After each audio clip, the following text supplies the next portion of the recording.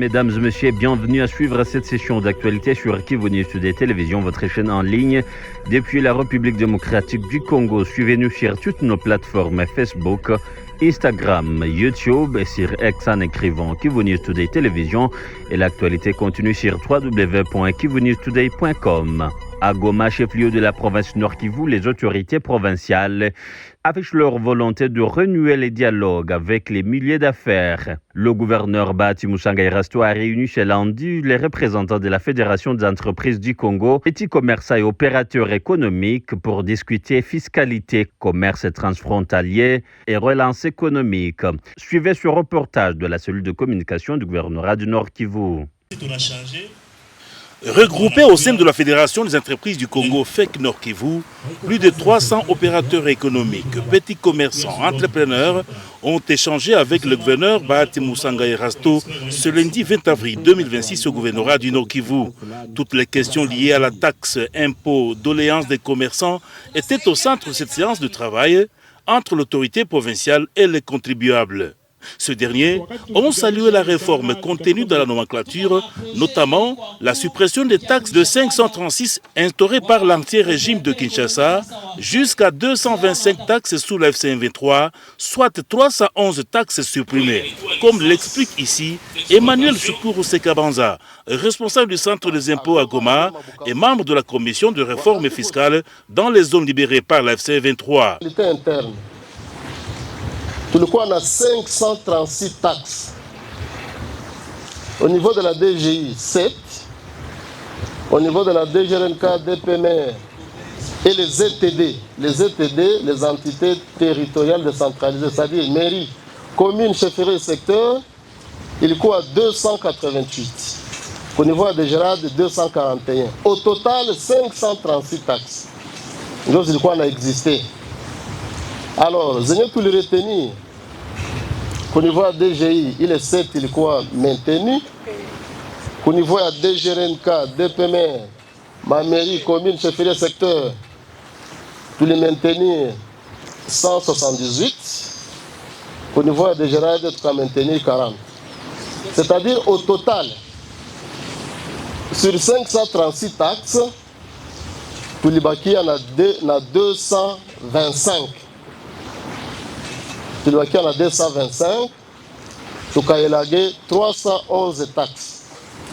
Des questions sans tabou ont enrichi le débat. Sur place, des solutions aux problèmes posés ont été trouvées par Bahati Musanga Erasto dans sa politique d'écoute et d'interaction en faveur de sa population.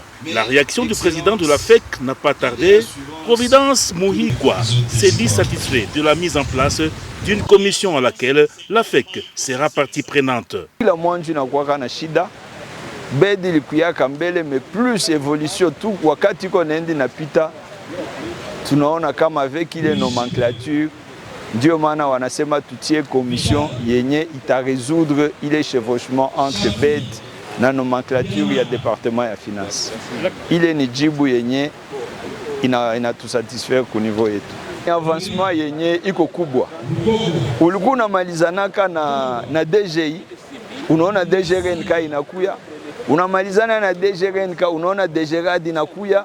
Unamalizana na DGRAD, unaona departement division ya finance na ya ekonomi na inakuya. Kusema watie kitu yote fasi moya, avec ile nomenclature, kama umemaliza hakuna mtu mwingine atakuya. Hiyo ni kitu ya kuencourager na ya kufeliciter sana. Guichet unique ni kitu kizuri sana. Le vice-gouverneur en charge des questions économiques et développement, Chadra Kamani Bahati, revient sur l'intérêt de ce genre de rencontre de l'autorité provinciale et la base. Il a été question d'écouter la FEC, le président de la FEC qui a été représenté par le président des pétroliers, parce que pour autant qu'il a été empêché, il a exposé, il a montré qu'il y a eu une nouvelle nomenclature qui a été publiée, mais la FEC n'a pas été tellement contente par le fait que là semblait être oublié par les commissionnaires, ceux-là qui ont eu à travailler sur la nomenclature, parce que pour elle, il fallait qu'elle soit aussi associée aux travaux d'élaboration de cette nomenclature-là. Évidemment, il y a eu certains éléments qui ne favorisent pas la fait qui ont été soulevés et on a jugé mieux de mettre en place une commission qui sera composée de certains membres de la FEC, d'autres du département des finances et même du gouvernement provincial pour qu'ensemble nous puissions voir ce qui a marché, ce qui n'a pas marché pour qu'on arrive ensemble à corriger. Signalons que ces échanges du gouverneur de Nord-Kivu entouré de ses 2 vice-gouverneurs et les membres de services techniques avec les opérateurs économiques est un signal fort, une des stratégies de la bonne gouvernance imprimée par la FCN 23.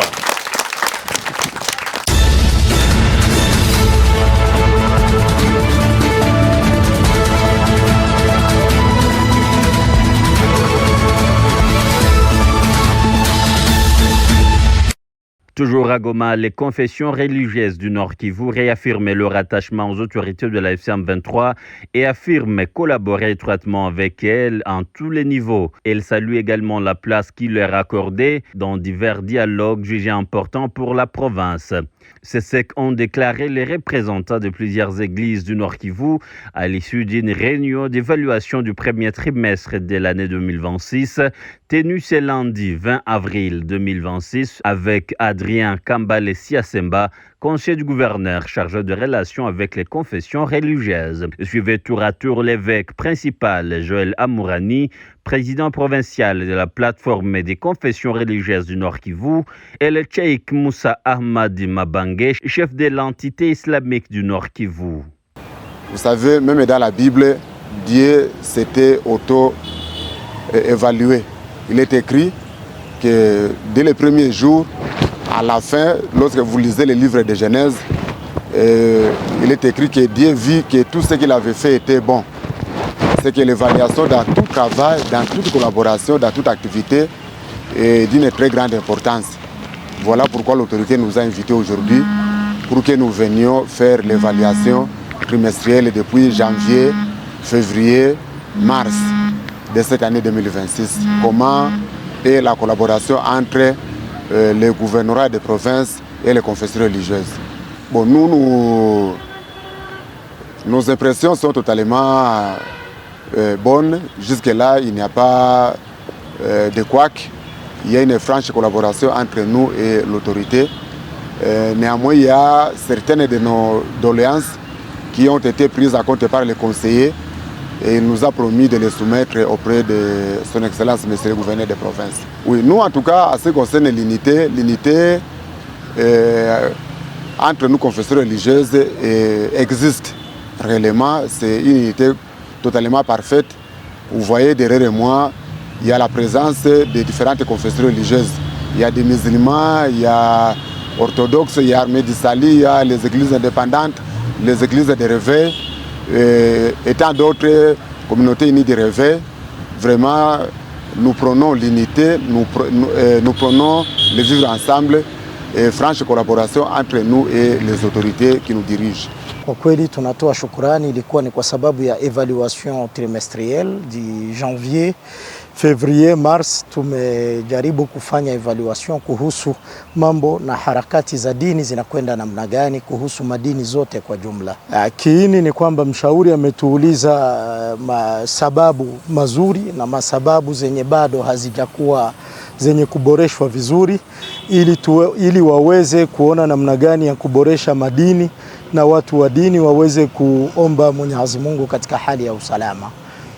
Kwa kweli tumeshuhudia kuwa amani ipo, ikiwa katika Waislamu, ikiwa katika wasiokuwa Waislamu, sote tumeshuhudia kwamba kwa leo amani tunaswali, watu wengi wanaingia makanisani, watu wanaswali katika salama, wanaingia misikitini, wanaswali katika salama, isipokuwa kulikuwa mahitaji fulani ambayo sisi waumini tumetoa mbele ya chama ili chama iweze kusaidiana na makanisa na misikiti ili waumini wetu waweze kusali katika hali ya usalama.